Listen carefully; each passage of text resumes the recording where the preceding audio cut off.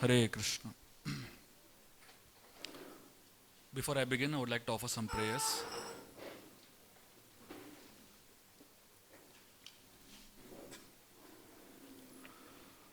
Om Agyantimirandasya Gyananjana Shalakaya Chakshurunmilitam Yena Tasmai Shri Gurave Namaha Shri Chaitanya Manobishtam Stapitam Yena Bhutale Swayam Rupa Kadamayyam Dadati Swapadantikam Vandeham Shri Guru Shri Yutaha Padakamalam Shri Gurun Vaishnavamscha Shri Rupam Sagrajatam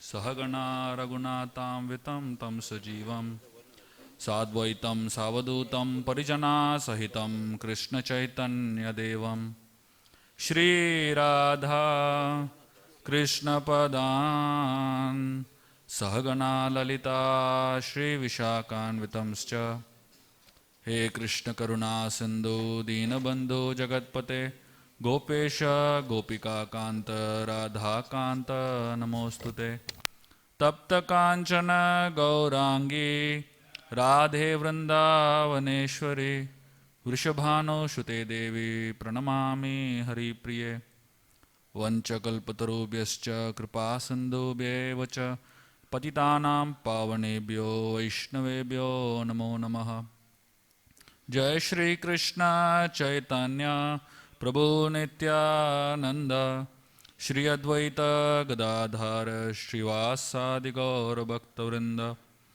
Hare Krishna Krishna Krishna Hare Hare Hare Ramo Ramo Ramo Hare Hare Hare Krishna. I'd like to welcome all of you all to this seminar on secrets of lasting relationships. I'm very grateful to the management of Bhaktivedanta Hospital for having invited me here to give this talk. Especially grateful to the family of Rajsundar Prabhu, especially Premavati Mataji, who have, and the team of volunteers who really went all out to organize this seminar. And I'm very grateful to each and every one of you all who have come here to participate and to learn something about relationships. Essentially, in life, relationships is one of the most crucial and fundamental aspect of life. Man is not a rational animal, he is a relational animal. Because a human being cannot do without relationships. You give unlimited amount of wealth to a person and put him in a room alone, or put him in a bungalow alone, he'll get frustrated in a few days. So essentially, we need each other. But the moment we have two people staying together, three people staying together, it also means there are three egos staying together. And naturally, it's difficult to handle. So essentially, relationships don't die a natural death. They are murdered by the ego. So the whole idea now is that how do we handle relationships in a way that is sensible and in a way that is fulfilling and satisfying? That's what we're going to discuss today.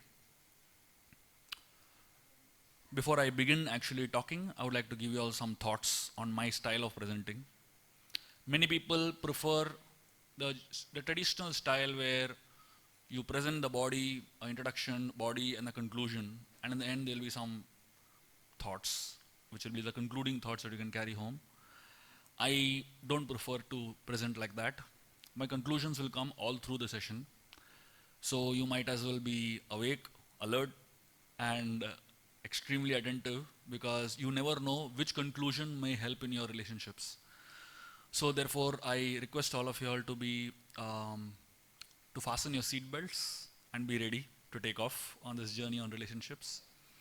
Of course, please feel free to write whatever you want, thoughts, stories, lessons, some understanding from whatever you hear. One thing for sure, I will tell you all a lot of stories. Many people love hearing stories, but unfortunately when they hear the stories, they remember the story and they forget why I tell the story. So please remember the story, but more than that, please remember why I tell the story, which is more important. Relationships are like a bird. If you squeeze it too much, it dies. If you leave it free, it flies. But if you give it enough love and affection, it stays. Many times, in trying to develop good relationships, you squeeze out people in such a bad way that people hate you. People tend to run away from you. And in the name of giving a lot of space and freedom, you give so much freedom that in the end, you end up with no relationship at all. Between the two extremes is a balance, which is what we're going to try to find today. I'm going to share with you all 7 secrets which are very practical and very user-friendly secrets on how to have good relationships. There are 4 aims in every human being's life. Every human being wants to do 4 things. One is to live, one is to learn. Everyone wants to live. Nobody wants to die. That's why we have Bhaktivedanta hospital, right? Fight against diseases, fight against whatever is not allowing us to live. So everyone wants to live, but while living, everyone wants to upgrade oneself and learn. And not just live and learn, but also in the process of living and learning, love. And the 4th thing that every human being wants to do is leave a legacy. That means after you're gone, much after you're gone, how will the world remember you? Or do we want the world to remember us? Or would the world want to remember us? That depends on what kind of a person you have been while you're living. And therefore, the kind of person you have been while you're living depends on what kind of relationships you have had with people around you. And if you have had a deep impact on people around you, people want to remember you. And that's the legacy we live. So essentially 4 things: to live, to learn, to love, and to leave a legacy. And for the last 2 things to happen, you need to have good relationships. So here are the secrets of lasting relationships. The first secret is focus on the goal and not on your role. Let me explain what it means. One time there was a peace conference arranged. And this was like a massive peace conference, and they were expecting thousands of people to attend the peace conference. So naturally they wanted to have a proper understanding of what's going to happen and who's going to speak what. So they had a pre-peace conference where all the speakers were invited to share what they're going to speak. And all the speakers came and presented in a few minutes what they're going to speak in the peace conference. And after all the speakers had spoken, there was going to be a decision made of who is going to speak what. That means which slot who will be speaking. So when the decision was being made of who is going to speak what, a fight broke out. Everybody started fighting, I want this slot, I want that slot. In a pre-peace conference, there is a fight. And the fight became so ugly that really it was like, very sad. So one man in the audience, among the speakers, he was not speaking at all. He was not participating in the fight. He was just sitting quietly on the side. So another person, when he saw this man, he realized what they are doing. He suddenly understood the whole point in a few seconds. He got up and he said, he had already got his own slot. He got up and he said, I want to give my slot to this person because he had the best points to offer. And as soon as he said that, everyone understood what mistake they made. And literally, the whole agenda of the pre-peace conference meeting went in the right direction. Why? Because in life, many times, we tend to forget the bigger picture and try to make ourselves the big picture.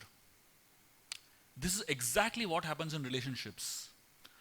When the goal is lost and you focus on your own role, then the relationships eventually get destroyed. So, history has seen that individuals manipulate situations for their own glory. And that's what creates difficulties. When you don't focus on the goal and you focus on your own role, relationships get destroyed. Here is a very beautiful story from the Ramayan which brings out this concept in a very nice way. This was during the time when the monkey army was searching for Mother Sita, and one section of the monkey army reached the southern tip of India. And the monkeys were discussing who is going to cross the ocean. And all the monkeys, each one started talking about how much they can do. So one said, I can do 100 miles. Another said, I can do 200 miles. They had to cross an 800-mile ocean. One said, I can do 800 miles, but I can't come back. This is Angad. So now everyone is disappointed. Who's going to do it? And practically nobody had solutions. Everyone became sad, dejected. At that time, one of them who was the leader among them, he was not a monkey, he was a bear. His name was Jambavan. So he started looking at all the monkeys and making a SWOT analysis, seeing their strengths and weaknesses. And suddenly he looked at one of them who had not spoken at all. And that was Hanuman. And Jambavan started reminding Hanuman of his own powers. And as Jambavan was reminding Hanuman of his own powers, Hanuman started becoming bigger and bigger and bigger because he remembered his own strengths and powers. And from that time onwards in the Ramayan, if you find, the hero of the Ramayan is Hanuman. There is nothing that happens without Hanuman. But tell me, how many times after this incident is the name of Jambavan mentioned in the Ramayan? Maybe 2 or 3 times. So essentially, from the world's point of view, Hanuman is the hero. But from Hanuman's point of view, Jambavan is the hero. Because Jambavan made him the achiever. Many times in relationships, we tend to want to be ahead instead of being ahead in the relationship. Can you imagine if Jambavan was a corporate executive of today, what he would have done?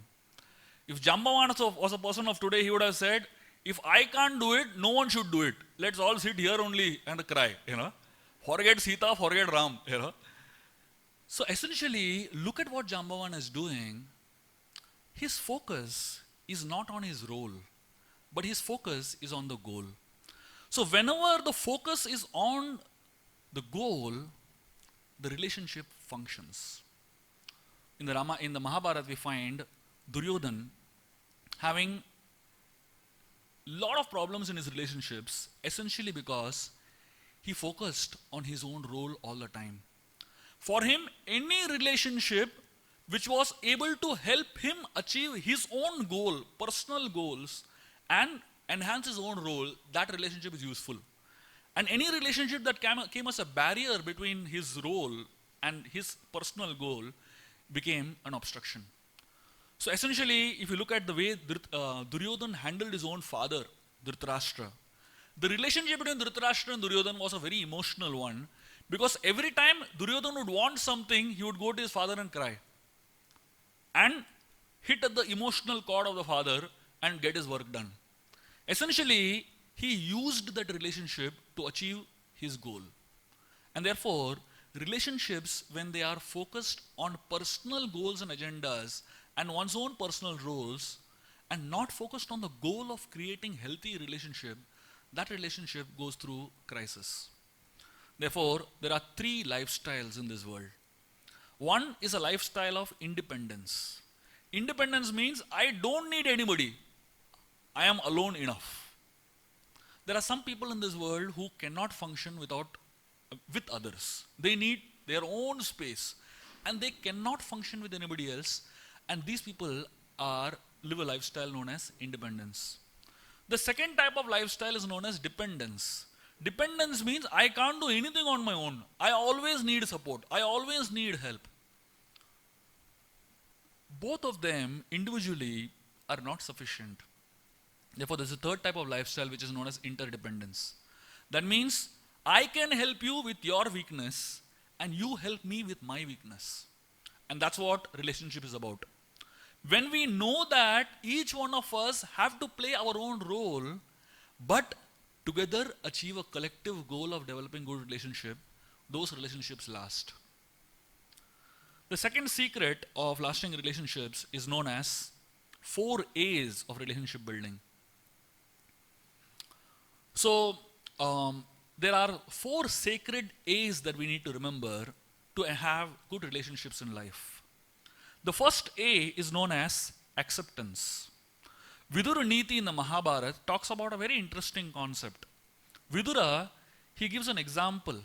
He says, people should be like a bee. A honeybee, if you have ever observed, honeybee goes from a flower to flower and absorbs, sucks honey. The honeybee takes a little honey from one flower, goes to the next flower, takes a little more honey from the next flower, go to the next one. Have you ever seen a honeybee sucking so much honey from one flower that the flower dies? Pura choose liya, mar gaya, the next flower, Unfortunately, this is what we do in relationships. Use people and love things. When we tend to treat relationships as commodities, when we tend to treat relationships or people as things, we tend to see how I can get the best out of them, and once they are useless, throw them, get another one in my life. So essentially, Vidura Niti talks about we should accept people as they are, rather than expecting people to become like us. Unfortunately, in life, we do not have the ability, or rather, we don't feel that we need to accept people as they are. We tend to squeeze people beyond their capacity, beyond their abilities, and beyond what they can actually offer us. Yes, when we deal with people, there is some nectar that we get. But what is nectar? Skills, love, affection, whatever, We get something from people when we deal with them. But to get that thing, it doesn't mean that we expect that person to completely change his or her nature to suit our nature or our need. This is where conflicts arise. So Vidura, he talks about how one should be like a honeybee, dealing with people just like honeybee deals with flowers, delicately. There is no harm in expecting honey, but we also should learn how to deal with the flower sensitively. And that's the beauty of a bee. It takes its own share of honey, but it doesn't leave the flower affected for life. Many times, when we forget that we are dealing with people who are sensitive, we tend to become very insensitive with thoughts of our own selfish needs, interests, and concerns. And therefore, we tend to deal with people with expectation. Vidura gives another very interesting example. He says, one should deal with people just like a garland maker deals with flowers. A garland maker, when he deals with flowers, he's dealing with flowers in an extremely delicate way. If you have ever made garlands in your life, you will know this. You prick the garland of the flower in the wrong way and the flower just withers out. So he says one should deal with people just like you're dealing with flowers, like a garland maker deals with flowers, and not like a woodcutter who deals with flowers. When a woodcutter cuts a big tree, when the tree falls, hundreds of flowers get crushed below it. The woodcutter doesn't even realize that because he is not bothered about who's gone. So essentially, we need to accept people as they are. So the first A of these four sacred A's is acceptance. The second A is known as appreciation. So appreciation should be done in public and criticism should be done in private. Unfortunately, we do criticism in public and appreciation in private. As privately as possible in the ear, puss, acha kiya, and criticism, full blast. So unfortunately, we don't understand the fact that people need appreciation. So essentially, whenever I go and present in corporate world, one of the things that I observe is that every employer has one complaint against his employees. The complaint that they have is that I am doing so much for them, they're not grateful at all. They only talk about their rights, they don't talk about their responsibilities. And every employee also has the same complaint about the employer, I am not appreciated enough. I am doing so much for the company, still nothing. Essentially, in all directions, appreciation is a need. One time I was giving a talk like this and I was speaking about importance of appreciation. One old man got up, in the middle, and I said, I have a question. I said, what happened? He said, I have been married for 50 years now. Why do I need to appreciate that person, my wife? She knows that I'm appreciating her. I asked him a question. I actually commented. I said, you have a very nice smile. And as soon as I said that, this man, he was like beaming. His smile became like much bigger. I asked him, kaisa laga? How did you like it? He said, bahut acha laga, I said, just see. So many people would have told you that your smile is nice. But again I said, does it not make you feel good? People want to feel appreciated because it's a hunger. So when one learns to appreciate the good qualities of another, one tends to develop good bondings. In fact, there is a difference between appreciation and flattery. Flattery is lip deep. Just come out from the mouth, that's it. But appreciation is a meditation. When you appreciate another person, there are many things involved. You can keep it down. There are many things involved when you appreciate another person. Your eyes have to observe. Your heart has to analyze. It has to feel. Your intellect has to analyze. Your heart has to feel. And then your lips have to speak. But when you flatter, you don't have to use your intelligence, you don't have to use your heart, you don't have to use anything, only lips. Flattery boosts the ego. Appreciation becomes encouragement. So the difference between flattery and appreciation is that when you appreciate somebody, that person feels nourished, that person feels encouraged. But when you flatter somebody, that person either ego gets boosted up, or that person feels completely disgusted. So appreciation is a very important quality that one has to cultivate. In fact, there is no limit how much you can appreciate. But I'll tell you, appreciation is a struggle. Many times in my programs, I celebrate birthdays, and I call whose our birthday is their relative or their friends or somebody to come and appreciate them. I'll tell you, people struggle so much. One time, there was one lady whose birthday we were celebrating. I called her son, young boy, to come and appreciate your mother. This boy, he took the mic and he started thinking. He said, what good is there in my mother? Let me think, And he thought for about 5-10 minutes, He said, sorry, I can't think of anything nice. People struggle to appreciate because the problem is that we invest all our time, energy and desire to appreciate ourselves. And because we are living a life of self-appreciation, we have no time and energy left to appreciate others. And therefore, relationships get affected. The third A in these four sacred A's is that acknowledgement. Everybody needs to feel acknowledged. So essentially, people want to feel acknowledged. Their presence needs to be acknowledged. And it's a very important quality for relationships to last. One time in our community, our temple community, we have about a few thousand people in our community. There was one person who had a lot of complaints about the management, and he wrote a letter, 5-6 pages of only complaints. So the management found out who this person is, and they realized that this person is no one literally. Nobody really important, anybody significant. And in a group of 5,000, 6,000 people, what difference it makes if one person has a complaint? They could have decided to neglect it, but they decided to find out what really is his problem. They called him, and one very senior person sat with him and heard him out. So this man for 2 hours constantly bombarding only negativity. The next day they met again. Another 2 hours, constantly bombarding negativity. Next day again, 2 more hours. Another day. 5 days consecutively they met, and this fellow had only problems and complaints to speak. After 5 days, when the 6th day he came, he had tears in his eyes. And he was really appreciating the temple, appreciating everything, and he just had positivity. What did this person do? Nothing. Just sat and heard. People want to be acknowledged. Actually, people don't need solutions to their problems. They need to be felt that they are being heard.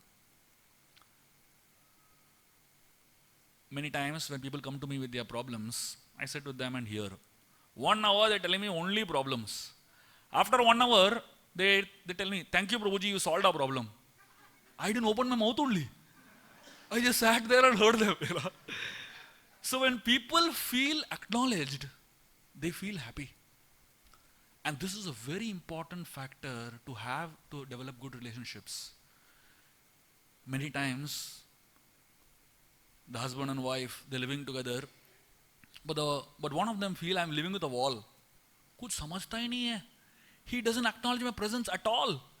And therefore, you start feeling the fourth A. So if the first three A's are not done, acceptance, appreciation, and acknowledgement is not done, then a fourth A comes, which is alienation. The other person tends to feel, I am living with an alien. This fellow is not from this earth. कोई और दुनिया से आया है, Again, in our temple one time, there was a series of thefts that were happening. And nobody could find out who the thief was. So there was a lot of anxiety. So one very young monk who had just recently joined the temple, he said, I know who the thief is, I'll not tell. They said, come on, why will you not tell if you know the thief? He said, when I joined the temple in the beginning, I pointed out some, observation. And the senior devotee shot me down so badly, that day I decided, whatever I observe, I'll not tell anyone.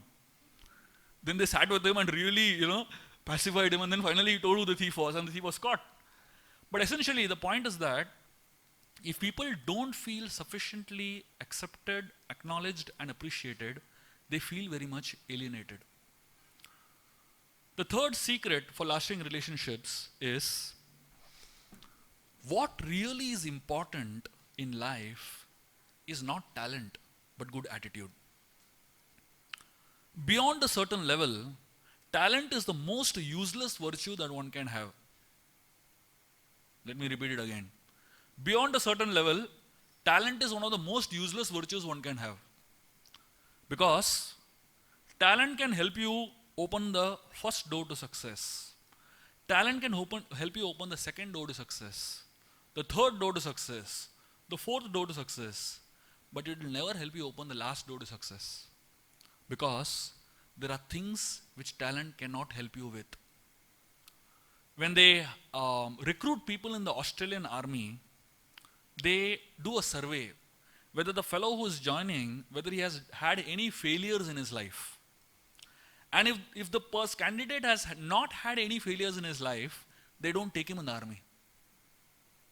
One of the qualifications to join the Australian army is that you have to at least have failed once in your academics. You know why? Because they are scared, if this fellow faces his first failure in the war, what will he do? We don't know. How will he handle the failure? We don't know. Therefore, they don't take risk. Why? Because sometimes when people are very talented, they tend to become very egoistic in their attitudes. And therefore, they mess up relationships. Therefore, in today's situations in the corporate world also, it's not only IQ that is tested, but also EQ. EQ is your emotional quotient. EQ is your ability to deal with people. Your ability to deal with your own failures. Your ability to deal with provoking situations. And therefore, if only talent is there, the talent can become your enemy many times, especially when it comes to relationships. I'll tell you an example. Very funny, but it's a very interesting example. There was a family that I had met, and both of them were fighting with each other very badly. So I tried to find out what exactly is going on. Extremely talented people. The husband was a IIT, IIM, and the wife was a MBA from ISB Hyderabad. Extremely talented people, extremely successful people. But literally they would fight every day, like anything. So I asked, what's the problem? The wife, she told me, my husband treats everything as an Excel sheet. If I have done something for his mother, he will tick. And he will do something for my mother, then he'll put a tick there, Literally, I give him a gift, he will tick. Then he'll give me a gift and he'll tick. So everything that I'm doing for him, he has to do for me. And that's, our life has become an Excel sheet. Interesting. When there is a lot of talent, sometimes attitude goes for a toss. And therefore, it is said, talent is God given, be humble. Fame is man given, be grateful. And egotism is self given, be careful. And therefore, when we come into relationships and we have a big baggage of talent, sometimes that very talent becomes our enemy in developing good relationships. And therefore, along with talent, we need attitude. In fact, good attitude does not guarantee you success in relationships, but bad attitude guarantees you failure in relationships. So essentially, when we try to understand, many people, one of the reasons why relationships fail is because people try to become Superman in a relationship. A group of people, one fellow acts like a Superman. That means he seems to have solutions to all problems. Before the problem is solved, only he will give solution. People get very irritated with such people who tend to act as Superman. That means they know everything. They don't need to be told anything.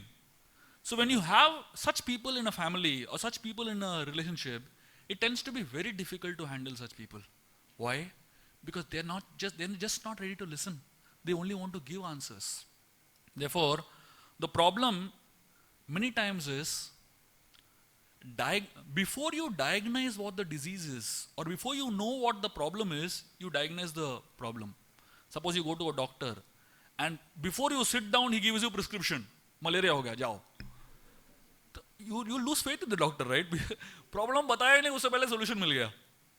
One time there was a man who went to a hotel, and he asked the waiter, do you have something for hiccup? Hitchki, The waiter said yes. He bent down, picked up a mop that was used to wipe the floor, and he hit him on his face. This fellow said, why did you hit me? He said, dekho, hitchki chala gaya na?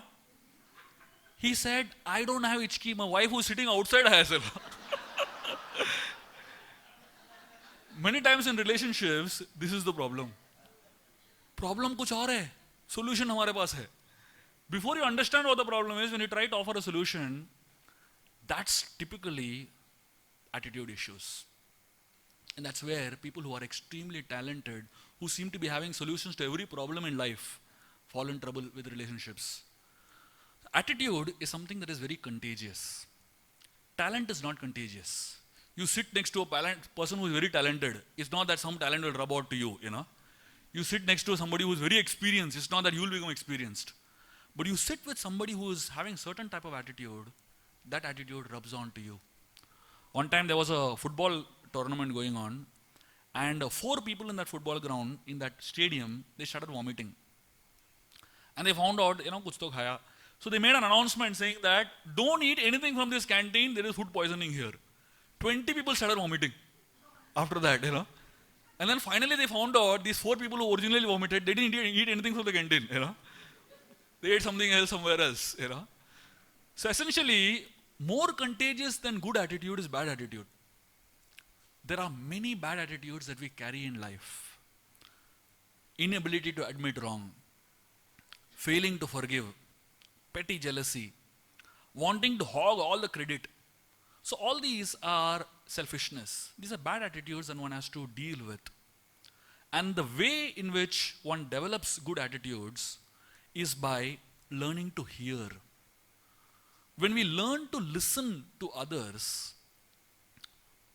that means that I am ready to wait.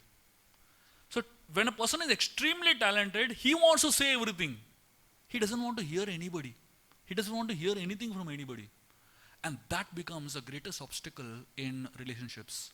So essentially, good attitude involves wanting to hear others. And when a person is not having the good attitude, he wants to say everything.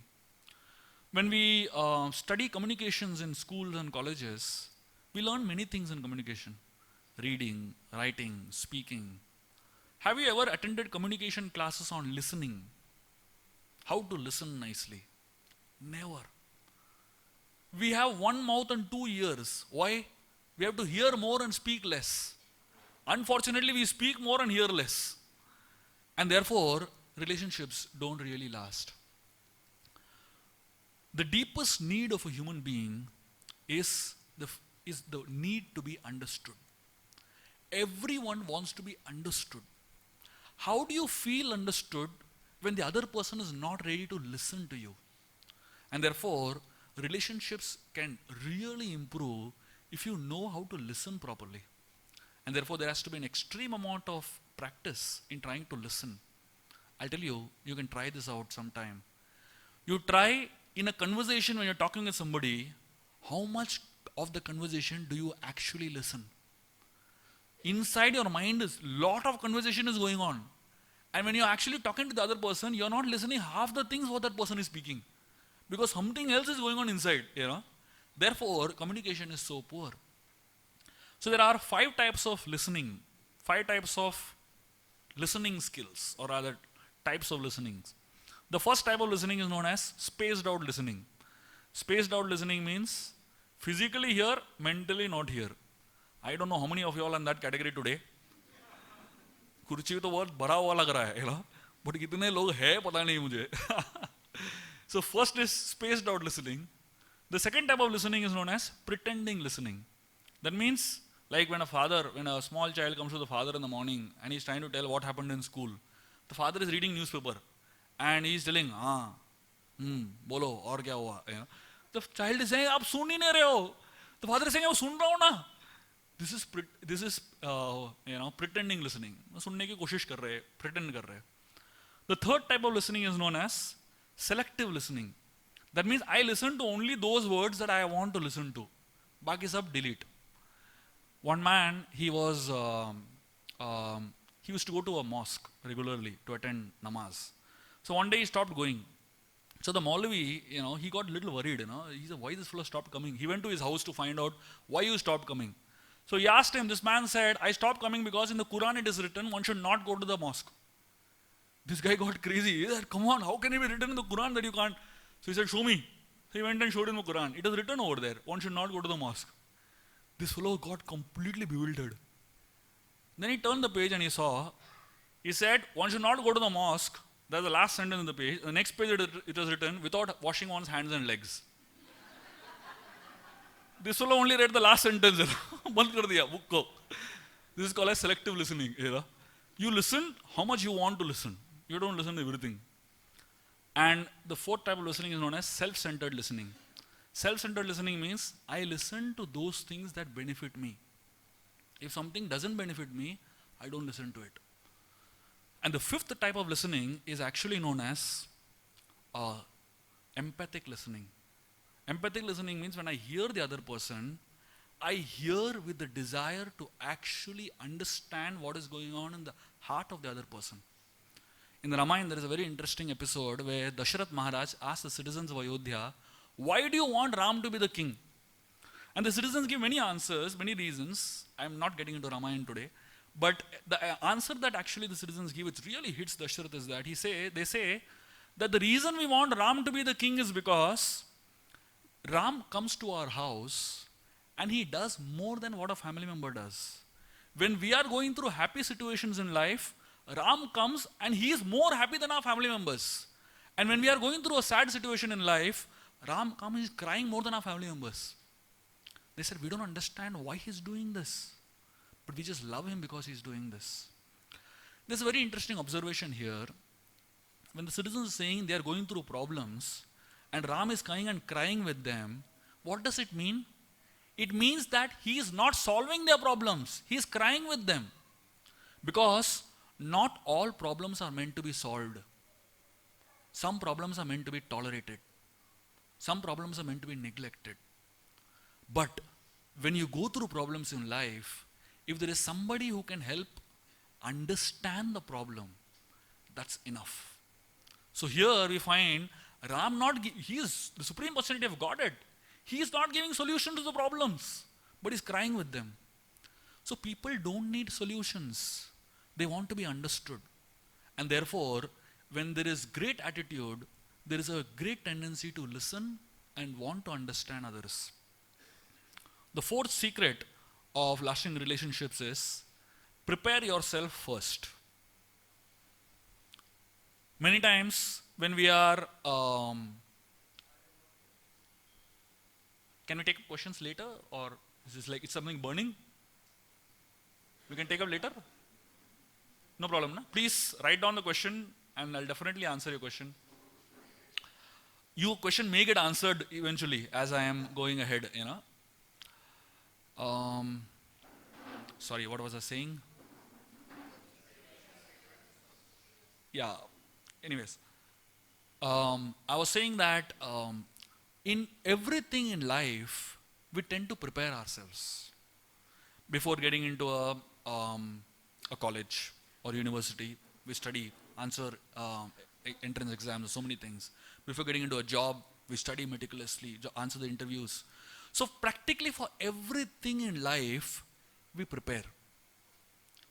How many of us have ever prepared before entering into relationships? Never.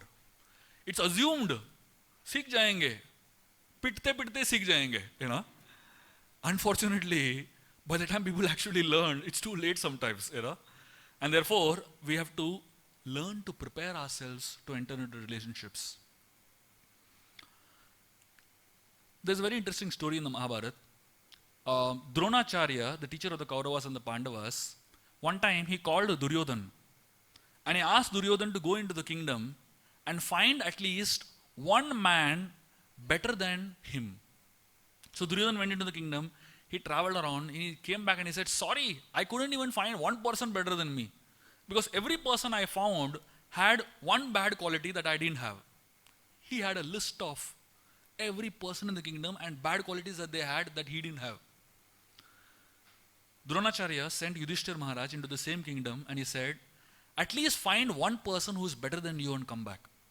Yudhishthir went out, searched the whole kingdom and he said, sorry, I couldn't even find one person who is worse than him. So he said, I couldn't even find one person who is worse than me because every person I saw had one good quality that I didn't have. Duryodhan found in every person one bad quality that he didn't have, and Yudhishthir found in every person one good quality that he didn't have. Our analysis of others are expressions of our own needs and interests, needs and values. When we analyze others, actually we are analyzing our own needs and values many times. So Duryodhan, when he was analyzing others, he could only see bad qualities in them. And Yudhishthir, when he was analyzing others, he could only see good qualities in them. And therefore, it is very important that before we look at others, we look at ourselves. Yesterday I was giving this example that there are two things in this world. One is a portrait, a picture, a painting. A painting is an indicative of the past. And another is a mirror. The mirror is an indicative of the present. When you look at yourself in the mirror, you see who you are. Many times, people don't tend to see themselves in the right light. They tend to see a halo around their head, When they look in the mirror, they see some angel, angel of life looking into themselves, So essentially, of course, the same mirror, if you translate in Hindi, if somebody tells you, "Thoda dekh aine mein," they're telling you the same thing, look in the mirror. But when somebody tells you in that way, it feels so insulting. But when you yourself go and look in the mirror, you feel very happy, Essentially, what are they talking about? They're telling you, look at your weakness. Learn to see your weakness. That means, when we look at ourselves, are we actually looking at ourselves from the point of view that maybe I am the problem? When we are in a relationship and it becomes very difficult, we tend to say, very difficult person, I can't live with this person. People are not difficult, they're just different. The problem is that we tend to look at ourselves as perfect and we tend to look at others with imperfections. And this is where we tend to make mistakes in relationships. And therefore, we need to prepare ourselves to enter into relationships. Just like, what is the inspiration when a person goes to the gym?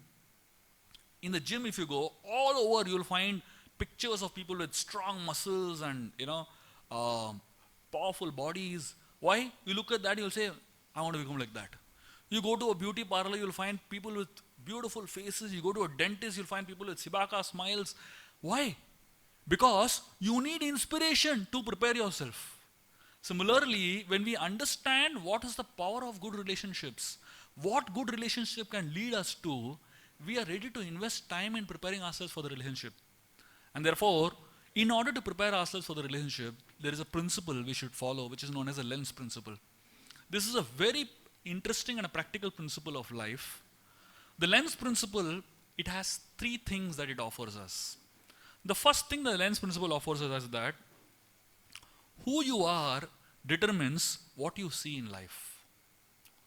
Duryodhan and Yudhishthir, they were, according to who they were, they could see people. They could see, in a certain way. So who you are determines what you see. Somebody who likes to dress well, you look at the other fellow, first thing you look, kaisa dress kiya hai? Somebody who likes to have good hairstyle, first thing you look, what is the hairstyle of this person?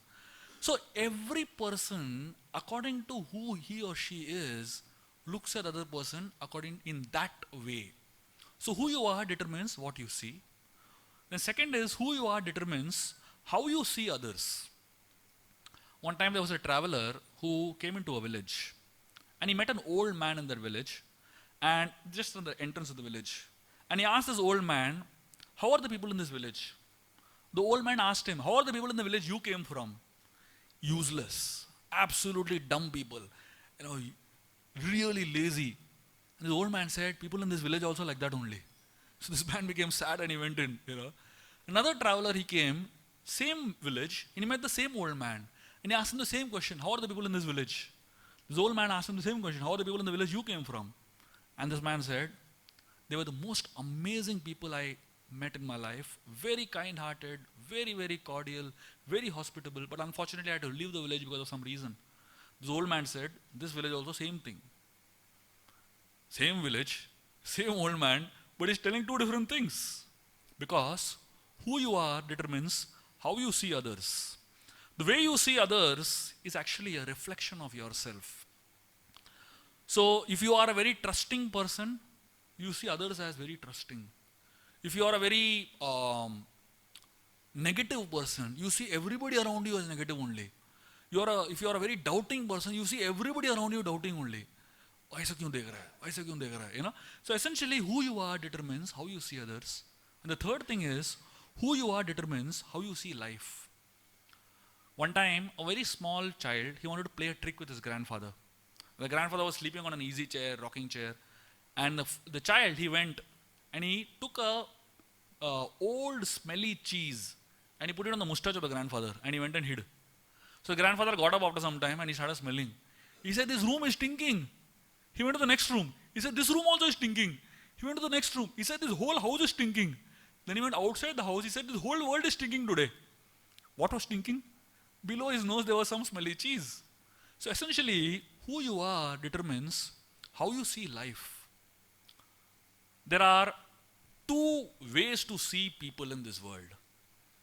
Every human being has a good side and a bad side. When you see the good and bad in human beings, there are 5 ways to categorize them. So when you see these two sides of human being, you can see these two sides in 5 ways. The first way is, the first type of people are people who see a little bad and magnify it so much. The second type of people, they see good and bad, they magnify the bad a lot, they forget the good. The third type of people, they see good and bad and they emphasize both. The fourth type of people, they see good and bad and they emphasize the good. And the fifth type of people, they see good and bad, but they only emphasize little good and magnify it like anything. Of course, we cannot be the fifth type of people. We can't only see good in others. We need to be somebody divine for that. And we are not so bad also that we only see bad in others. We are somewhere between the 2, 3 and 4. Essentially, we need to come from 2 to at least 3 and 4. See good and bad, and if possible, magnify the good more than the bad. So therefore, the scriptures talk about how we have 2 types of lifestyles or 2 types of mindsets. One is the mindset of a fly. The mindset of the fly is that if you leave a fly in a garden full of flowers and beautiful plants and all that, the fly will find one dirty, corner, and fly will go and zoom there only. And there is a honeybee. You allow a honeybee to fly in a garbage bin, and in the garbage bin also the honeybee will find one flower and sit on it only. So essentially, depending on what type of personality you are, you tend to look at good or bad and deal with them in such a way. Many times, we tend to be very judgmental in our dealings and in the way we look at people.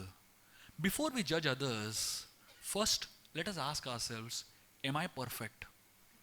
Most of the times, when we judge others, we feel we have the right to judge because we are correct.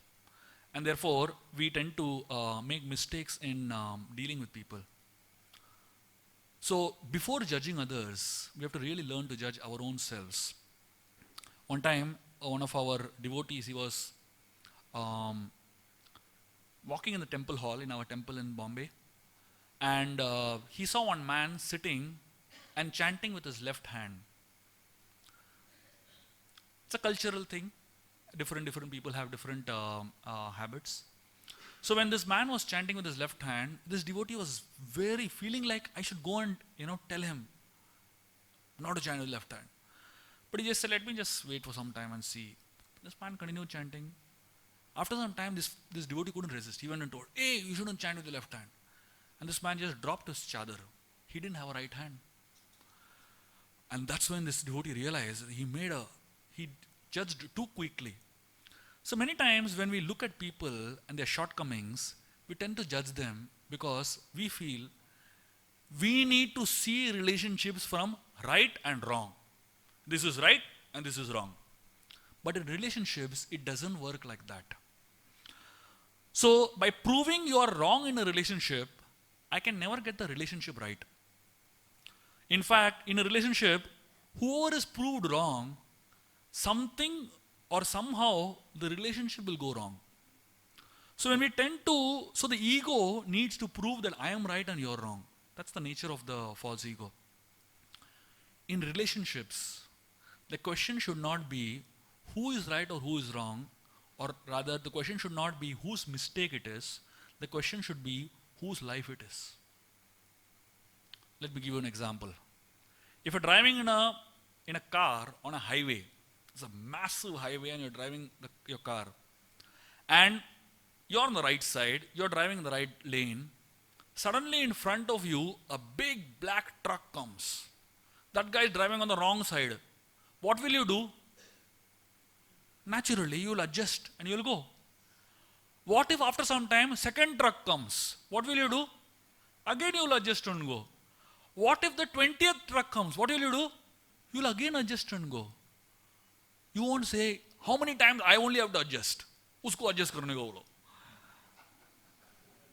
Suppose you don't adjust and you somehow bang the truck and you land up in a hospital with your leg up and hand up and all, and somebody comes and asks you, kya hua?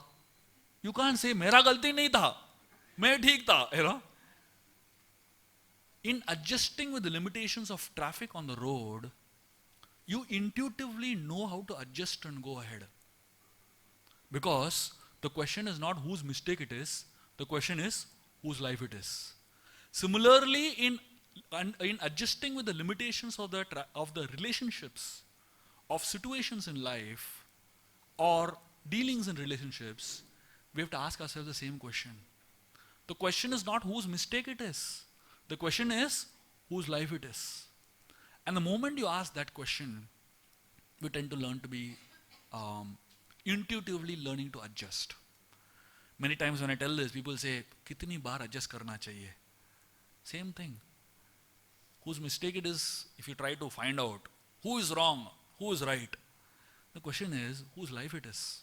If you value that relationship, then when you say sorry when you are right, it means that I value the relationship and I value you more than being right, what is right and wrong. And that's what relationships is about. The fifth secret of lasting relationships is mind your mind. Which means the greatest problem in relationships is A crazy mind.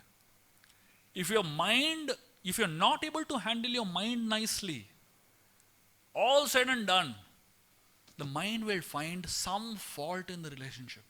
The mind will find something to complain about. That's the nature of the mind. So the mind can turn heaven into hell or hell into heaven. Essentially, we should not give the remote control of our life to people and to situations around you to control you. We have to learn to have the remote control of our life with ourselves. Let me tell you a story. One time there was a very small child who wanted to have a holiday from school. He was like, fed up.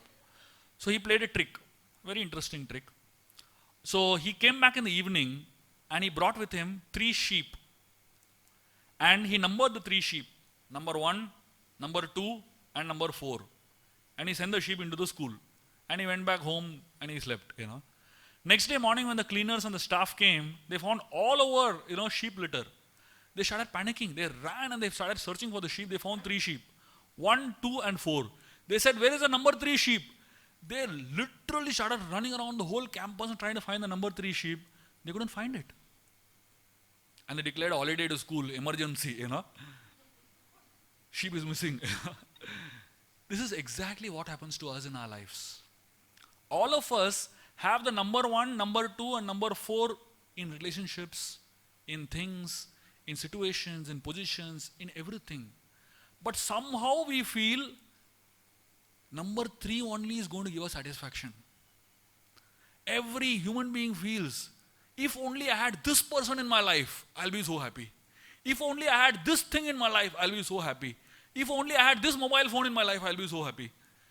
Whatever. So in the process of trying to find the number 3 sheep, we forget to experience and be satisfied and enjoy the number 1, 2 and 4 that is already there in our life. And that's the nature of the mind. The nature of the mind is that the mind completely convinces us that what you have is not enough. You need something else to be satisfied. And therefore, one has to learn to deal with the mind in the right way.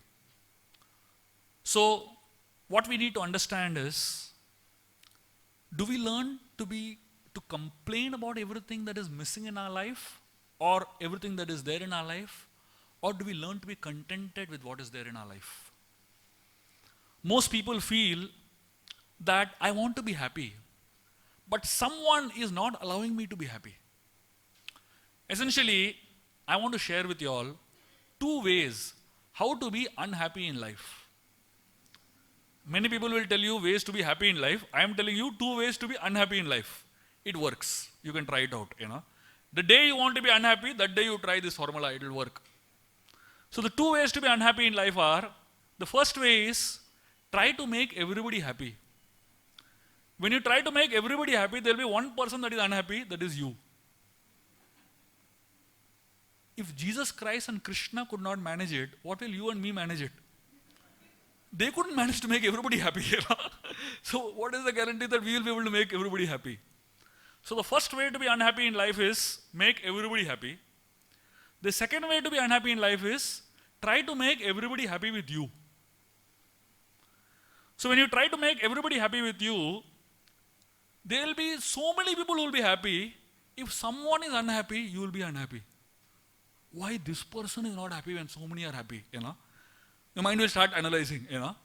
So when you try to make everybody happy with you, you tend to become unhappy. So essentially, I should give myself the freedom to be happy, independent of whether the world is happy with me or no. That is when you can actually be contented in life. And the mind tends to fool you, thinking that only if I have this, I'll be happy. So the mind always puts conditions for happiness. Happiness doesn't come with conditions, happiness comes with satisfaction. Happiness and satisfaction are inversely proportional to each other. Conditions and satisfaction are inversely proportional to each other. The more conditions you have for your satisfaction, you think you're more happy. In fact, the more conditions you have, the more miserable you are. And therefore, one has to remember that no matter how much you have, it's not that everybody is going to be happy with you. Not possible. You have to learn to be happy with yourself. How do you tend to be happy with yourself? It's a very important question. Because if you don't know how to be happy with yourself, you always look for approvals to be happy. When you squeeze a fruit, what juice will come out? What is inside that fruit? If you squeeze a mango, you can't expect orange juice to come out. Similarly, when life squeezes you, what is within you will come out. So essentially, you will not cherish any relationship unless you have some self-respect, unless you love yourself first of all. And how do you love yourself? The way to love oneself is not based on externals. The world teaches us, you look at yourself in the mirror, how do you look? Handsome. I'm happy. Just by externally polishing yourself, it's not that you're going to be happy. In fact, not everything that looks good is good internally. Perfume bottle. The most well-designed bottles in the world are perfume bottles. Because the bottle is looks so good, will you drink? अच्छा लगता है बाहर से तो अंदर भी अच्छा ही होगा, है कि नहीं? Just because the perfume bottle looks good doesn't mean the content inside is drinkable. Similarly, instead of trying to look at ourselves from an external level, we have to try to do something tangible for the world. When we look at ourselves from the point of view of what I'm contributing to the world, then you tend to love yourself more. You study the history of the world. The people who people love the most are not necessarily the most beautiful people. Whether you take Mother Teresa, whether you take Mahatma Gandhi, whether you take Srila Prabhupada, if you look at all these personalities who have done something tangible to the world, they are not externally the most beautiful people. But they have one hearts.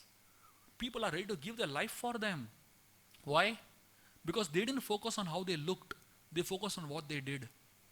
So when you tend to focus on what you do, what you contribute, you tend to value yourself. And naturally people will tend to value you.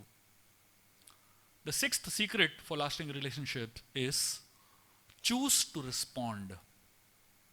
This is a very important thought that one should have in developing good relationships. Today's world is a world of reacting. People react to anything, one small thing and blast, One time a wife asked her husband, do I come in your dreams a lot? The husband said, no. Before I sleep, I chant Hanuman Chalisa. In that it is said, Bhoot Pishach Nikat nahi aave.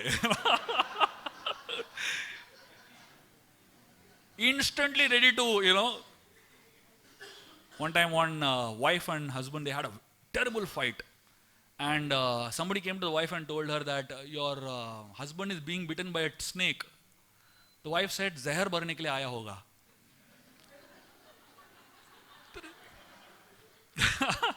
There is so much bitterness in relationships. Why? Because when somebody insults you, it is very difficult to deal with insult. In fact, when somebody who loves you the most insults you, that is the most painful thing. When somebody on the street insults you, it doesn't pain you, hurt you so much. But when somebody whom you love insults you or speaks something very heavy, you can't handle it. That's when we react. Here's a very beautiful story from the Ramayan that brings out a very powerful thought on how to handle sensitive aspects of life, possibly conflicting situations. So whenever you are just going to get into a fight, remember this story. It may help you. This story happens when Ram, Lakshman and Sita are in the forest and the golden deer has come into their life. And when the golden deer comes, Sita tells Ram to get the golden deer and Ram goes away. He tells Lakshman to guard Sita and he goes. And of course the golden deer turns out to be Marich and Ram kills him. And just when Marich is on the verge of dying, he shouts out in the voice of Ram the name of Sita and Lakshman and he dies. So here Sita hears the voice of Ram and she starts panicking. She tells Lakshman, go, your brother needs you. Lakshman tells her, no, my brother doesn't need me. I am fully confident in my brother. Sita is in great anxiety and Lakshman is completely confident. Here is a conflict between concern and confidence. Sita was concerned about Ram, Lakshman was confident about Ram. When two people have two different mindsets or two different thoughts in their mind, it is not that both of them are, or rather one of them are wrong. Both can be correct. Many times, we always tend to look at any situation in life as black and white. It's not like that. When you say, I am right, it doesn't mean you're wrong. So here, Sita was concerned about Ram and Lakshman was confident about Ram. And Sita couldn't handle the fact that Lakshman was so confident. In fact, Sita considered Lakshman's confidence to be his complacence. Many times we tend to perceive what other person is thinking and doing in our own way. And it results in breaking relationships. So Sita, when she saw Lakshman behaving in that way, she got really angry on Lakshman and she spoke something that really hurt Lakshman. This section of the Ramayan happens 13 years after Ram, Lakshman and Sita are in exile. For 13 long years, Lakshman has been menially serving Ram and Sita. He has left his family, he left his wife, he left the comforts, and he is serving them. He has not slept for 13 long years. When I say that he has not slept for 13 years, that doesn't mean that he has been sleeping all day long, and all night he is like guarding. He's not doing a call center job, All night long he has been guarding them, and all day long he has been serving them menially. After 13 years, Sita says this. She tells Lakshman, I know why you have come here with us to the forest. You are waiting for a time when Ram goes away so that you can enjoy me. She doubts his character. So when Lakshman hears this, he tells Sita, I am going, but when I come back, you will surely not be here, and he goes away. And when Lakshman reaches where Ram was, Ram asks him, who told you to come? I told you to guard Sita. And then they come back and they find Sita is missing, and Ram gets so heavy on Lakshman, chastises him like anything. He tells him, you are useless, you have no competence to do anything I tell you. And he blasts him like anything. Can you imagine? The two people whom he has loved the most, whom he had given his life to, youth to, one doubting his competence and one doubting his character. So for somebody whose character and competence is doubted, what is there to survive in that relationship? If anybody else was there in Lakshman's place, they would have said, hell with both of you all. I'm going back, Packed the luggage and gone back to Ayodhya. But Lakshman continues serving Ram and Sita in spite of that. Why? And this teaches us a very important lesson in relationships. How not to react, but rather to respond. When you are watching a movie and a very interesting scene comes, some fighting scene, some action scene, and suddenly phone rings. Phone always rings at the wrong time, And that time, what will you do? You press the pause button. Wait, I'll come back. So similarly, when we come across a situation like this, when Lakshman was in this situation, as soon as Sita spoke those words, Lakshman pressed the pause button. And when Ram spoke those words, again Lakshman pressed the pause button. As soon as he pressed the pause button, he asked himself one question. He said, does Sita actually mean what she's saying? The answer that he got was no. Her concern for Ram is coming out in the form of those words. And Ram doesn't mean what he's saying. His concern for Sita is coming out in the form of those words. And then Lakshman completely relaxed. The question now is, when I tell this story, people ask me, Prabhuji, aise situation mein, forget pressing the pause button, you don't know where the remote control is, It's difficult to press the pause button in such a situation. What inspired Lakshman to press the pause button? He was not a regular person. He was an angry young man. If you study the whole Ramayan, at the drop of the hat he would get angry. Such a person, how did he handle this particular situation in such a sensitive way? That shows when you can press the pause button. The reason Lakshman could press the pause button is because 40 years Ram has deposited love in this relationship. And for 25 years, Sita has deposited love in the relationship. And for so many years of deposit, they're making one withdrawal. Lakshman is thinking, for this one withdrawal, should I forget the 40 years of deposit that Ram has done and 25 years of deposit that Sita has done? That inspired him to press the pause button. Many times relationships break because in 30 seconds you tend to forget and not be grateful for the 30 years of investment that somebody has done in your relationship. And therefore, when we remember all the deposits that have gone in, it's easy to handle one withdrawal. And especially when you understand and remember how important this relationship is for you, then we tend to think that is necessary to respond and not react. And therefore, when we hear things like this, it seems nice.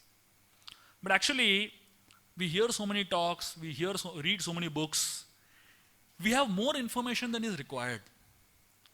So, it's not that what I tell you will help you. It is what you tell yourself that will help you. So many times in life, the quality of my communication with the world outside, it determines my success. But the quality of my communication with the world inside determines my happiness.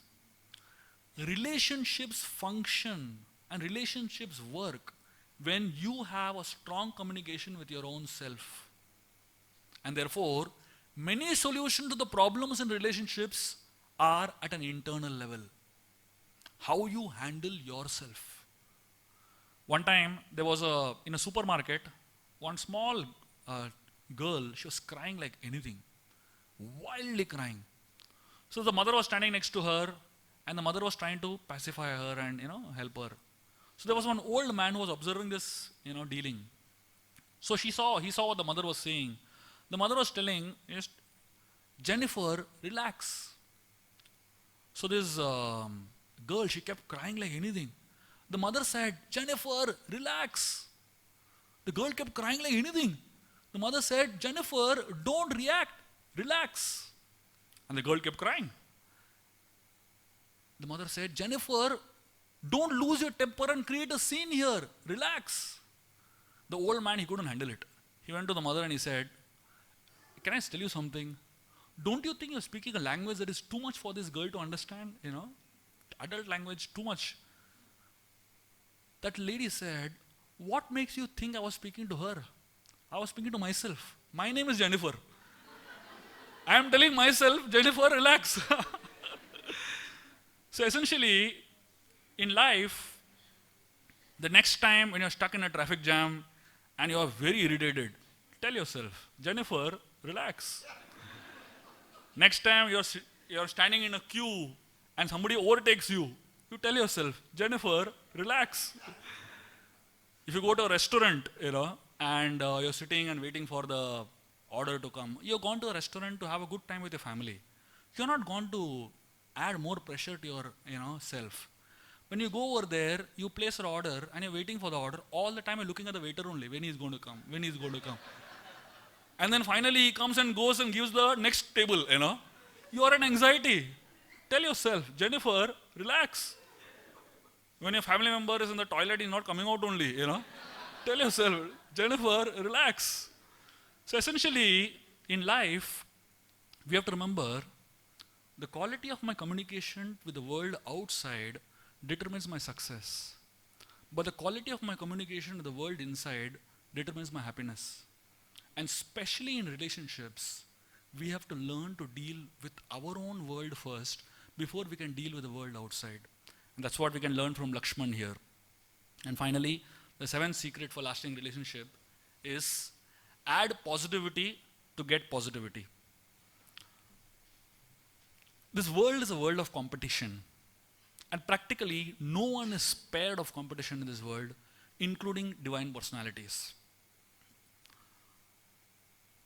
One time, there was a American archaeologist who was digging the earth. And he found a copper cable which was 500 years old.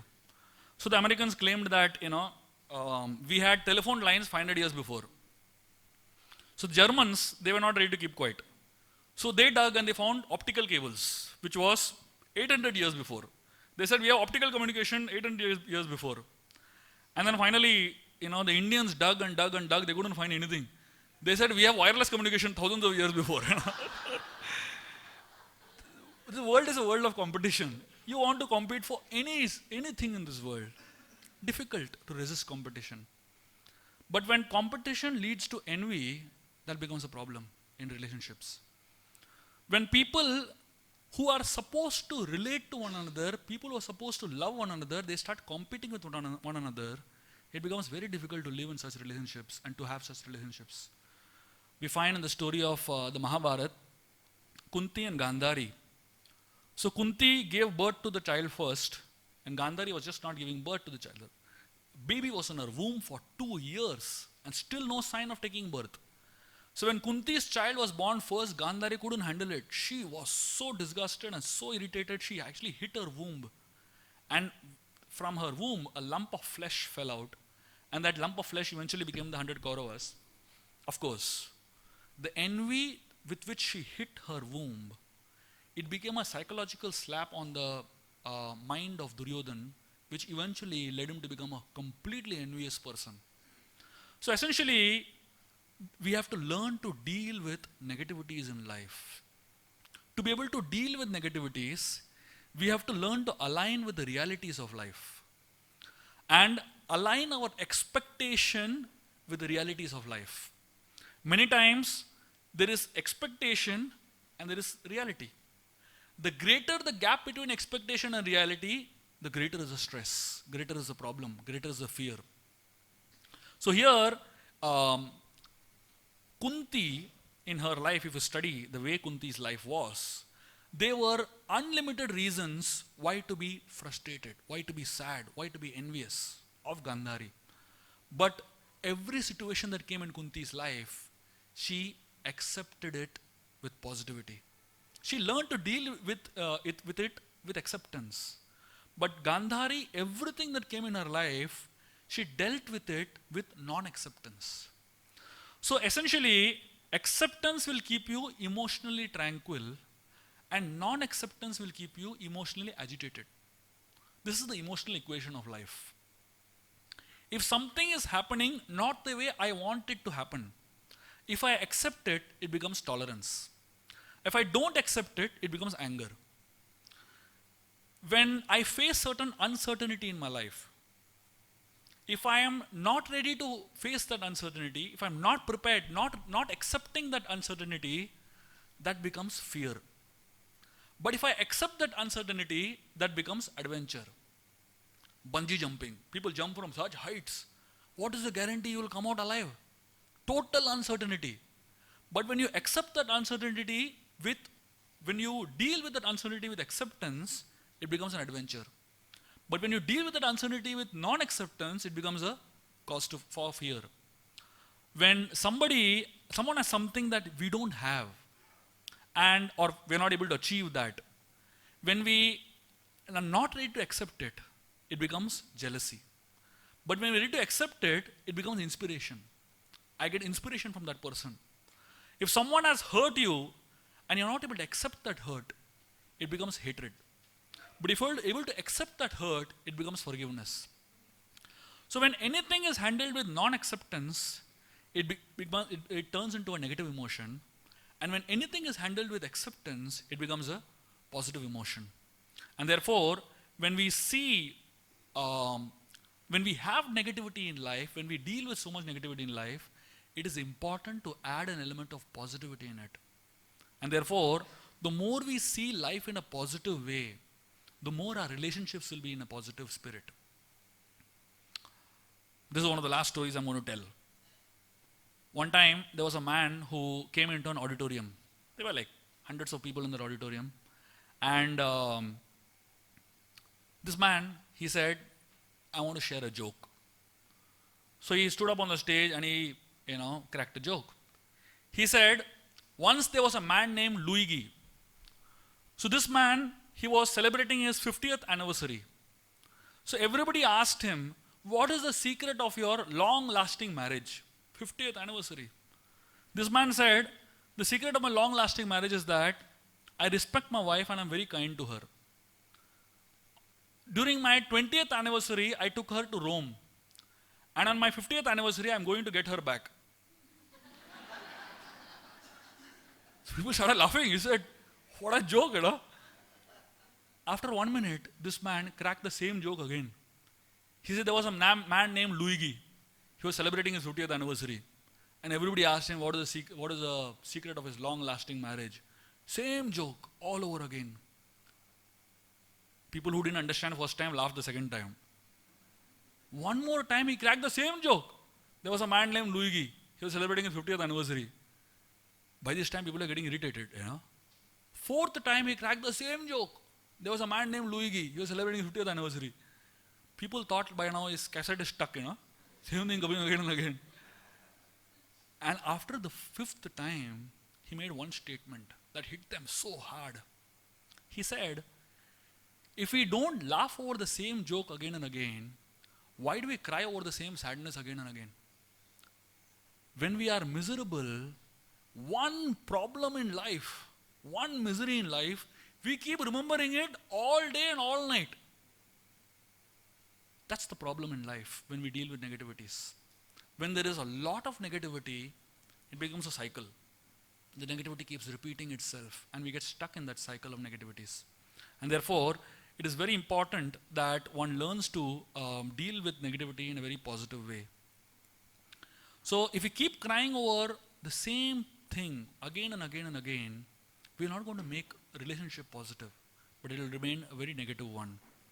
Therefore, we have to remember that behind all the things that are happening to us in our life, there is a plan which is, we don't understand it. And therefore, it is very important and crucial that we deal with relationships with a positive spirit. I'll quickly summarize everything I spoke now, and I'll speak something that will remind you of what I spoke. The first thing is, focus on the goal and not on your role. If you remember, I spoke the story of Jambavan and Hanuman, and how Jambavan focused on on the goal and not on one's individual role. And then he spoke about 2 ways how to make people unhappy with you. The second thing we spoke was 4 A's of relationship building. We spoke about acceptance, acknowledgement, appreciation, and alienation. So if you don't do the first 3 A's, appreciation, acceptance, and acknowledgement, then the 4th A follows, which is known as alienation. The third thing we spoke about was how one should develop good attitude, more important than talent as far as relationship building is concerned. And if you remember, we spoke about the 5 types of listening, and we emphasized the concept of empathic listening. That means we need to listen to the other person with a desire to understand what is going on in the heart of the other person. Then we spoke about how one has to learn to prepare oneself first. More important than just getting into the relationship is getting in the relationship in the right way, right mood, and for that one has to prepare himself. And I spoke about the lens principle, and within the lens principle I spoke about the thought that who you are determines what you see, and how you see life. And I spoke about the story of Duryodhana and Yudhishthir. Duryodhana went out into the kingdom and he could find faults in everyone, and Yudhishthir went out in the kingdom and could find good in everyone. So our expressions, our analysis of others are expressions of our own needs and values. And then I spoke about mind your mind. I spoke about the story of the 2 missing sheep, the 1 missing sheep, the number 3 sheep. And I spoke about there's 2 ways to be unhappy in life. And finally, I spoke about, the 6th one I spoke about was choose to respond. I spoke about the story of Lakshman, how he responded and did not react. And I also spoke about the story of Jennifer, relax. And then finally, I spoke about how one has to add positivity to get positivity.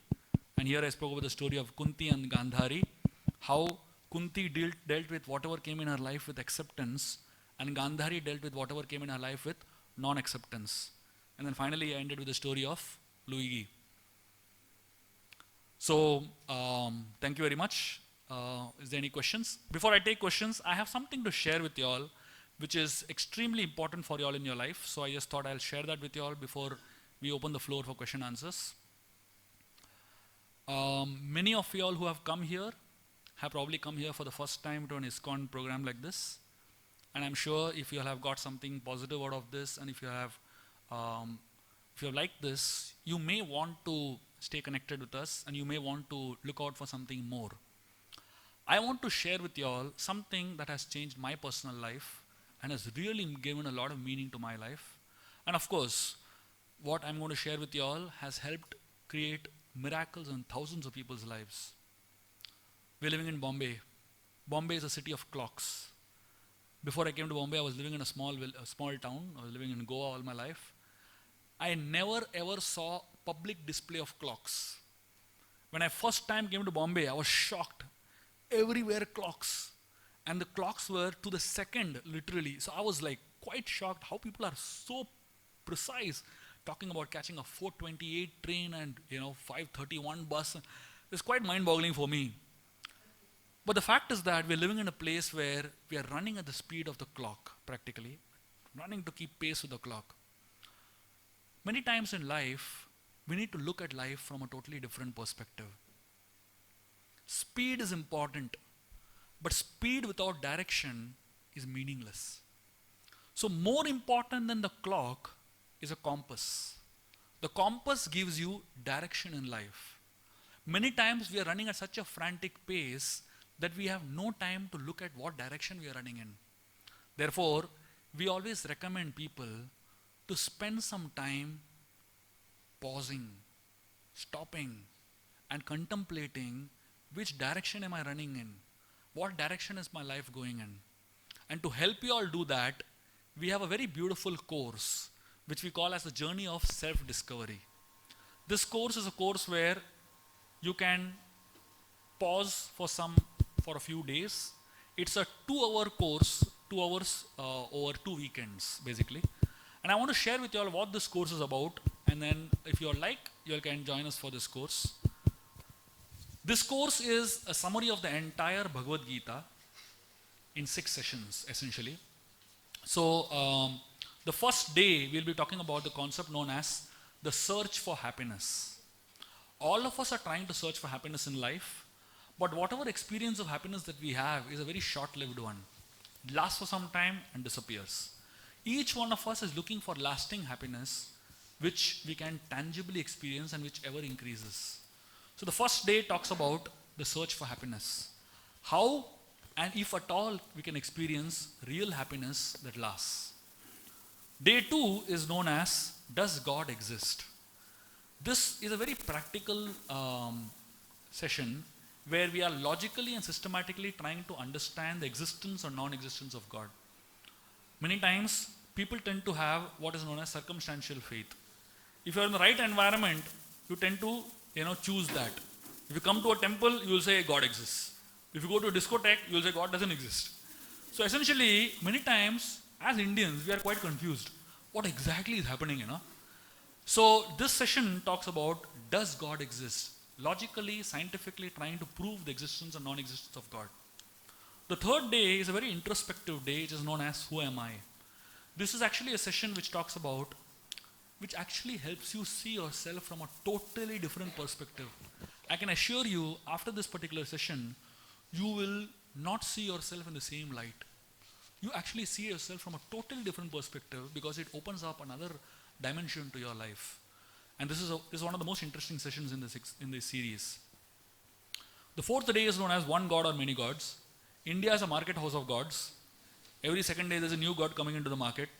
Therefore, it's very confusing sometimes to understand what exactly is this. And therefore, this session is very, very relevant. One God or many gods, trying to understand who God is, trying to understand whether God is having a form or formless. There's a lot of confusion.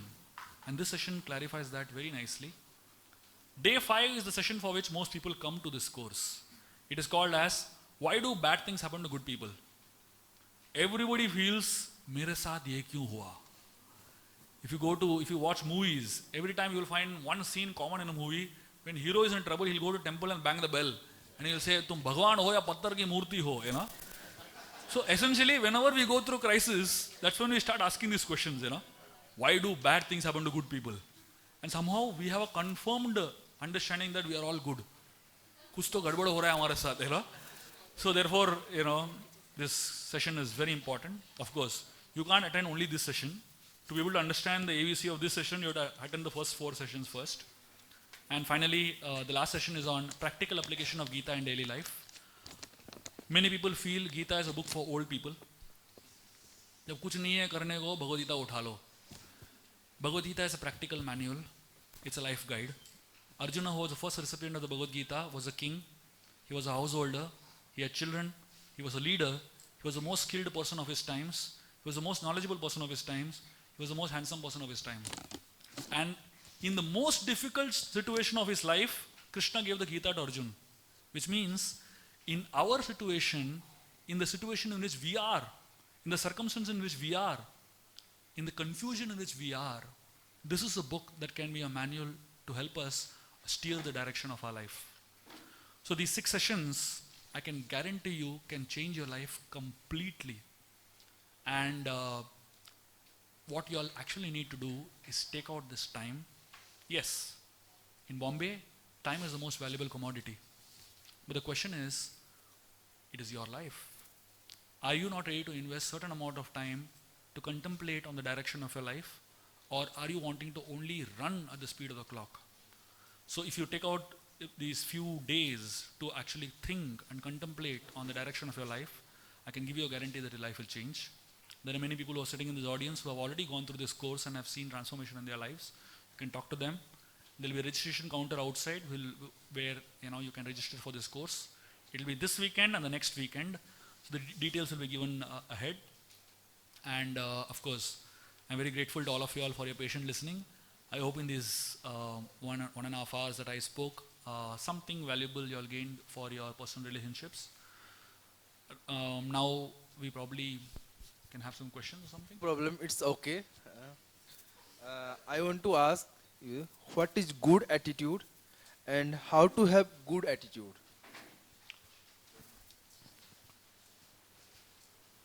Essentially, good attitude is something that attracts people towards you. Whenever you do something that irritates people, whenever you do something that puts off people, whenever you do something that is very self-concerned, these are exhibitions of bad attitude. Good attitude means you're thinking beyond yourself. Good attitude essentially means that you're thinking from a broader point of view and not from a narrow point of view. Good attitude is actually a meditation. You need to really contemplate on how you want the world to perceive you. And that's your attitude essentially. So many times when we look at others and we see that people are avoiding us, they're not avoiding us because they want to, but because we behave in a way that we force them to. And that's what good attitude is about. The ability to attract people towards yourself by your behavior and by your actions. Make sense? Yes. Thank you, sir. Hare Krishna, Prabhuji. Yes. Prabhuji, you said you should be a good listener first. But in a relationship, if someone is not ready to speak, so how to listen him and understand? You say, I will not speak, you understand. So in that type of... I'll tell you a secret. Hare Bol Prabhu. This is something that you should know. This is human psychology. I'm not sure whether you know this, but after I say this, probably you might realize it's true. When a man is in problem, when he's in difficulty, he has a problem to solve. You know how he handles the problem? He handles the problem by thinking. So typically what happens is that when a husband comes back home with a problem, he keeps quiet, silent, pura. The wife immediately understands, kuch to gadbad hai. The way women solve a problem is by talking. The wife goes and asks him, what happened? Can I help you? The moment the male ego hears, can I help you? The male ego translates it as, you are useless, you need my help. And he becomes even more silent. And the woman thinks, he is not talking to me only, he is not sharing his problems only with me, And she goes on another trip. Essentially, as I was telling, people are not difficult, they are different. We have to just understand human nature. So basically, when you find that somebody is not speaking and they expect you to understand, sometimes problems are solved not by discussing, but by waiting. Some problems get solved with time. Krishna was born in Mathura. Why was he born? Krishna was born to kill Kamsa. Everybody knows that. But as soon as Krishna was born, he went to Vrindavan. 11 years he had fun over there. Why? He's born to kill Kamsa, means he should kill immediately, right? Krishna wants to teach us a very important lesson. Not all problems are supposed to be solved now.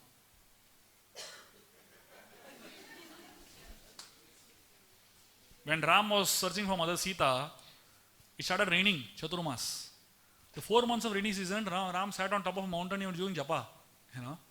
He is God, he can stop the rain. One whistle, Indra will stop the rain. Why he didn't whistle? Why he didn't solve that problem? Why he waited 4 months to find his wife? Because, again, same thing. Not all problems are meant to be solved now. Some problems are meant to be tolerated. So essentially, we have to remember, when somebody is telling you, I don't want to tell you, they are essentially telling you two things. One is that you understand what I'm going through and you help me deal with my nature. If you force that person to go against his nature, he will feel you're against him or her. But if you help that person understand his nature and along with his nature pull out what you want to hear, it helps much better. So, we are different. Man is different, woman is different. Not just man and woman, between man and woman also there is so much variety. So essentially, when you want to understand another person, you have to actually start observing that person very carefully. As I was telling, most of the times we are observing ourselves so carefully that we have no time to observe others. Therefore, what that person is trying to say is that, I want to share, but I want to share it in my way. So we have to kind of be mature and learn to deal with it in that way. I hope it gives you some insight. It helped? Hare Krishna. Rohi, that example where you gave that if the truck is coming from opposite side, you dodge it and go. But like if it happens, keeps on happening again and again, the amount of irritation that builds in, that why the truck is coming again and again in the opposite direction. How do we learn to tolerate that? That the truck is coming in the opposite direction and you need to dodge it. Yeah. But at one point of time, you definitely become irritated at why it is happening again and again. Basically, my understanding is that people behave in certain ways because of some insecurities. Why a person behaves weird is because there is some insecurity that the person is dealing with.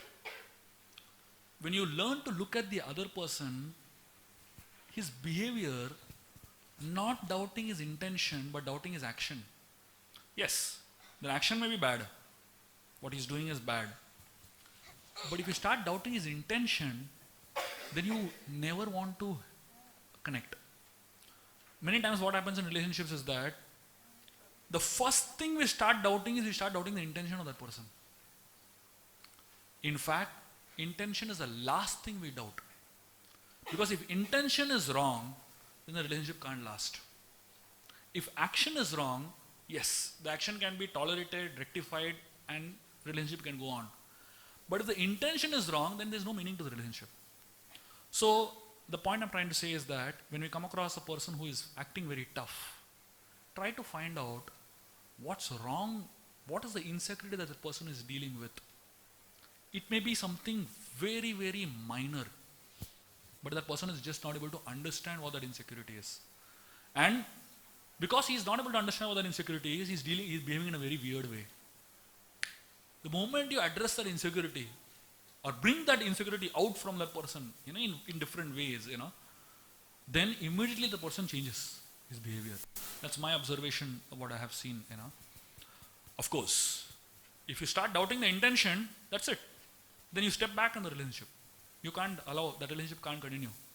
The day you doubt intention of the person, that day relationship is practically over, So, but unfortunately, we tend to doubt the intention too soon. That's the problem. Yes.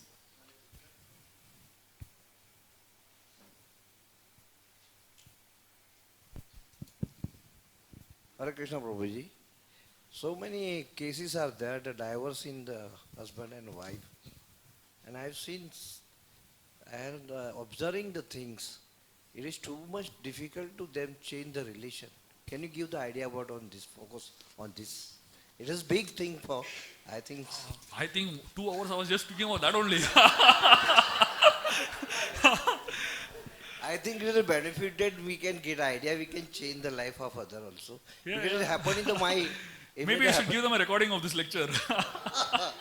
but it's possible is some good idea if See, possible. basically, It is a big question. I can understand. Separate sessions should be there. yes. We See, can basically, I'll tell you it's a simple thing.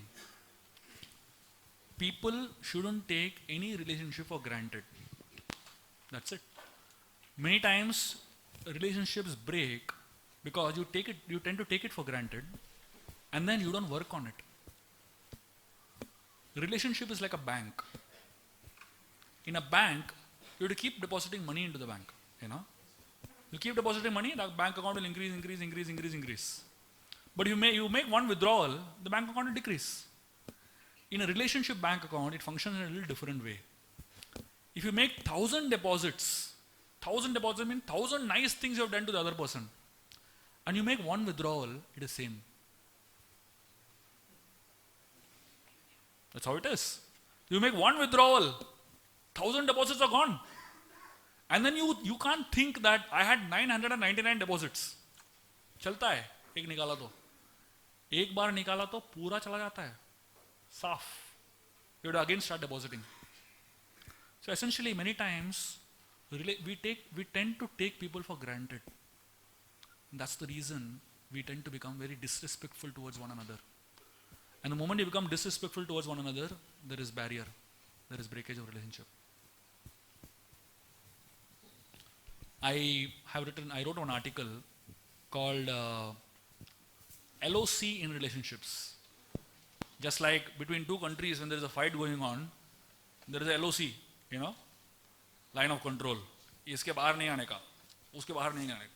So basically, that's how they maintain sanity in the between countries. In relationships also, there is a LOC. It is not called LOC, it is called LOR, line of respect. The day you cross the line of respect and you turn to become disrespectful, relationship starts breaking. As I was saying that one has to learn to understand each other's needs and has to learn to start valuing each other and also help one another develop some tools to handle it. You can't assume that you know how to handle relationships. You have to prepare yourself for it. So that's what I've been talking about basically. Anything else? Yeah, From that Hare side. Krishna, Yeah. Prabhuji. I wanted to ask if there is any start over when we ourselves have committed the mistakes, a series of mistakes, and then when sorry is not working. You're asking me what do we do when we have committed a series of mistakes and sorry is not working? And now, like, we really regret it after. Beyond a several certain thou- point of time, only one thing works: prayers. Okay. You have done enough damage. Yeah. You pray. Okay. Thank you. It's a good tool, definitely.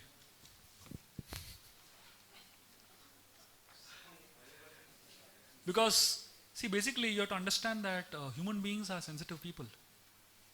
And you can't deal with them insensitively. And when people are dealt with very insensitively, beyond a certain point of time, they tend to break.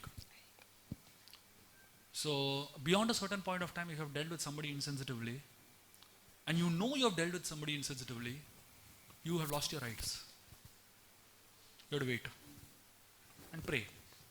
And the next time, if you get a chance, make sure that you don't repeat the mistake.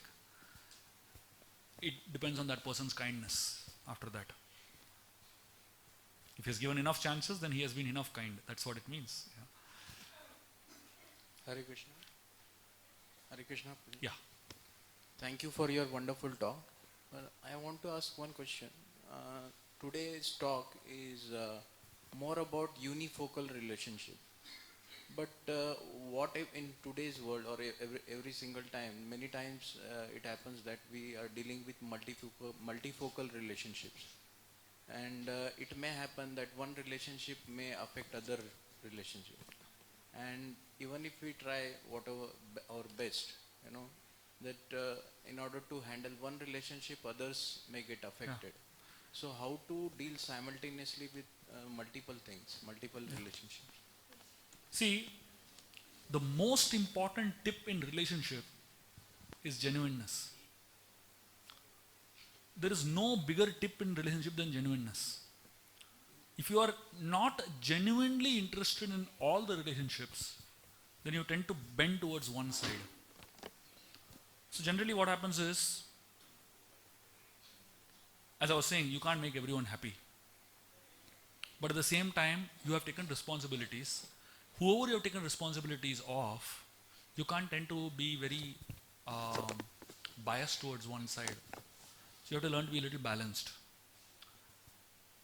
It's like juggling a ball. Too many balls, There are some balls that are glass balls. If they fall, they break. There are some balls that are rubber balls. If they fall, they bounce back. So you have to know which ball to allow to fall sometimes and which not to. So it's a very sensitive and a very balanced act.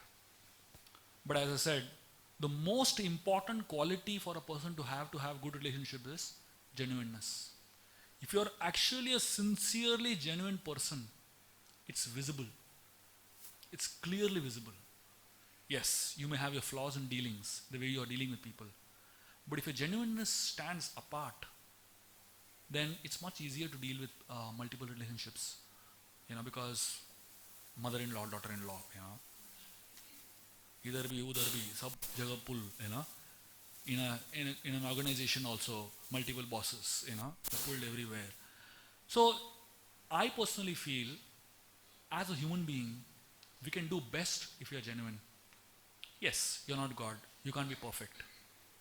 And the nature of this world, that is why we are also getting into philosophy, Journey of self-discovery will give you a philosophical angle. Why do good things happen to bad people, So in the philosophical angle, you will find that the nature of the world is that it is, you can't be perfectly happy in this world. But as much as possible, with whatever genuineness we can muster, we try our best. It's possible to balance. Like in the case of the Pandavas, we find 5 brothers totally different in nature. Completely different. Bhima, Yudhishthir never got along. Yudhishthir was too lax in taking decisions. Too cool. Bhima was action man. He got wild at some point. Yudhishthir said, what nonsense is this?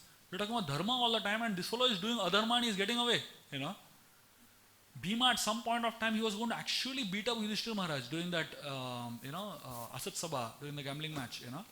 So their natures are totally different. But in spite of having such different natures, how they live together? And the two with the same wife.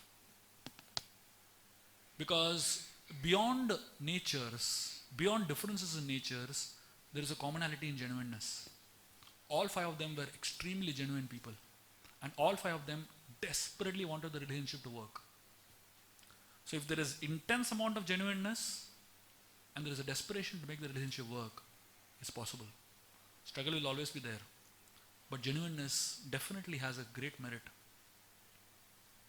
I hope this helps. We have time for maybe 2 or 3 few more questions. Here. Yeah. Hare Krishna, Prabhuji. Yeah, Prabhuji, I want to ask how we should analyze ourselves. How we should analyze ourselves? The best feedback is given by people who are closest to us. In spiritual circles, we have a very interesting way to see things. We have senior, junior, equal. Senior means people who are, elder to you or, more experienced than you. They can't give you the best feedback because they're not always with you. People who are junior to you, who worship you, they can't give you best feedback because they only see good in you. But your equals, they are the ones who can give you the best feedback. Why? Because they are always around you. Unfortunately, we tend to avoid equals because we tend to get strong feedbacks. In spiritual circles, we call this as avoiding neophytes. Neophyte means always fighting, always pointing out each other's wrong. So essentially, the best people who can give you feedback, or rather help you correct yourself, are people who are closest to you. We should have at least one or two people who can genuinely tell us straight on our face where we are wrong. And we should have the guts to hear that. Generally, when people give us a good feedback, we run away from that person. That's the problem with human beings. Because we feel that ज़्यादा ही बोल रहा है, पर्दाफाश कर दिया. So it's good to have people who can actually tell us straight on our face where we are wrong. And they are our best friends actually. Thank you.